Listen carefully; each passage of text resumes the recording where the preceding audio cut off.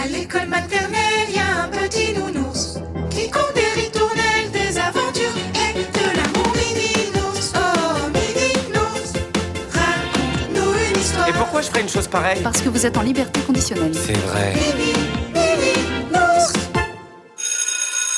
Dis mini-nours, pourquoi les pauvres ils ont pas d'argent? Parce que c'est des branleurs les pauvres et les riches aussi, sauf qu'ils ont de l'argent parce qu'ils sont rentiers, donc ça passe beaucoup mieux. C'est ce qu'on appelle le déterminisme social, cochonnet. Mais c'est pas juste. Et ouais mon pote, bienvenue dans le monde réel. D'ailleurs, s'il était juste, t'aurais des cookies pour le goûter. Et qu'est-ce que ton papa t'a filé pour le goûter? Rien. Voilà, c'est bien fait pour toi. J'ai 2 cookies, je veux bien t'en donner un, cochonnet. Vas-y, donne-lui. Mais le problème, c'est que tes parents, licorne, ils ont peut-être pas que ça à foutre que de financer l'État-providence. Donc peut-être que si ceux de cochonnet se décidaient à aller bosser, eh ben tout le monde aurait des cookies. Il travaillait mon papa, mais il a été licencié pour coupe budgétaire. Non, ton papa a été licencié parce qu'il est inutile. Alors que le papa de Corbeau, si on se base sur le goûter de son fils, c'est l'un des maillons fertiles de l'économie française. Redis-moi le métier de ton papa, Corbeau. Huissier de justice. Ouh, ça fait froid dans le dos. C'est quoi un huissier? Par exemple, cochonnet, tu veux acheter un cookie à Corbeau, sauf que t'as pas d'argent, donc tu vas contracter un prêt. Et comme t'es trop pauvre pour le rembourser, le papa de Corbeau va venir frapper à ta porte et saisir ton cartable. Ce qui fait que tu ne pourras plus aller à l'école. Et tu seras donc aussi bête et pauvre que ton père. Et moche aussi. Parce que les pauvres sont souvent très moches. C'est un package. Mais alors, comment on fait pour s'en sortir quand on est pauvre, mini-nours? Eh bien, tu attends que le papa de Corbeau ait la gentillesse de te faire pipi sur le visage. Bah,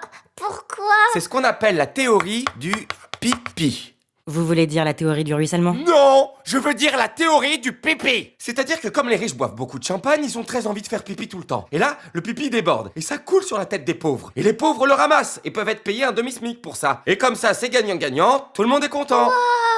Et moi, est-ce que j'ai le droit de faire pipi sur le visage des riches aussi? Oui, tu peux, mais tu iras en prison, cochonnet, car tu es pauvre. Comme ton papa qui n'arrivera jamais à rembourser son prêt. On s'est aperçu que la théorie du ruissellement est un échec cuisant et qu'elle n'a fait, in fine, qu'enrichir les riches encore davantage, creusant ainsi l'écart entre les riches et les pauvres. Et tout ça au détriment de la classe moyenne. Et allons donc, la classe moyenne. Eh ben, peut-être que le problème vient de la classe moyenne. Peut-être que ces connards, au lieu de créer des syndicats en veux-tu en voilà, ils devraient se décider à choisir entre la classe pauvre ou la classe riche, au lieu de stagner au centre. Vous savez que vous appartenez vous-même à la classe moyenne. Ça m'étonnerait parce que les moyens, ils consomment vachement de drogue. Ils ont un niveau de vie si moyen que même leur bière, elle est bon marché. Oh mon Dieu, je suis de la classe moyenne. Bah, je préfère être un moyen qu'un pauvre comme toi. Mes parents sont des écrivains populaires et j'habite dans une villa avec piscine. Enfoiré de profiteur. Je vais créer un syndicat juste pour te dénoncer.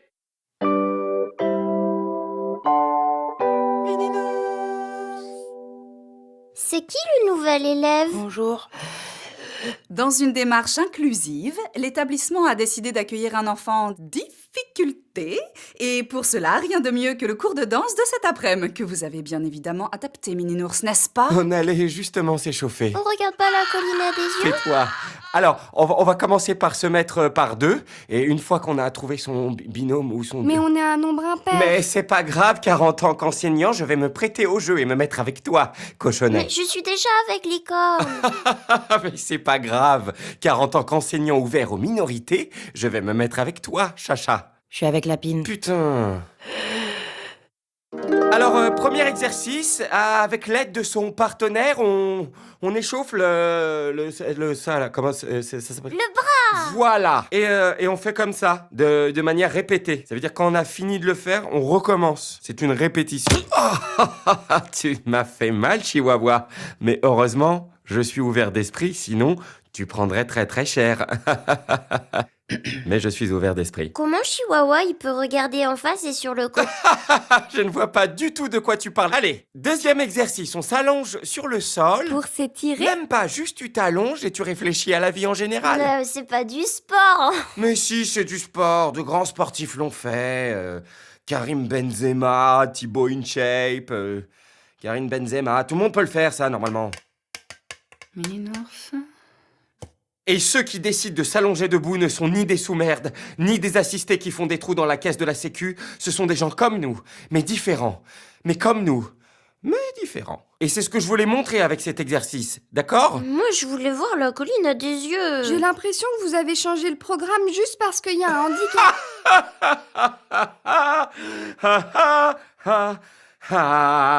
Allez, troisième exercice. Chacun d'entre vous fait un geste et un son de son choix. Et d'ailleurs, si vous n'avez pas envie de le faire, eh ben vous avez le droit de pas le faire. Voilà. Je crois que c'est à la portée du premier débit. Des brouillards venus. Coucou. Voilà, ça c'est du sport. Recoucou. Super, 2 calories au compteur.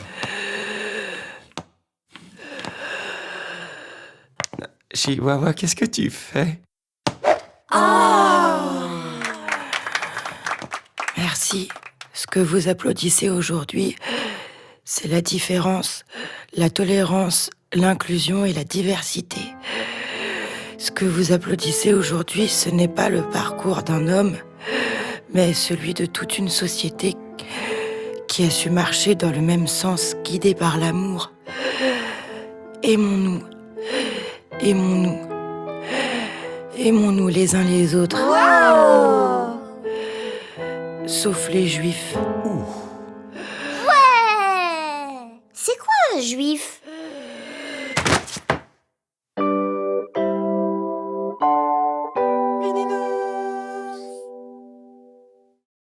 Je viens de recevoir ma commande Black Store et on va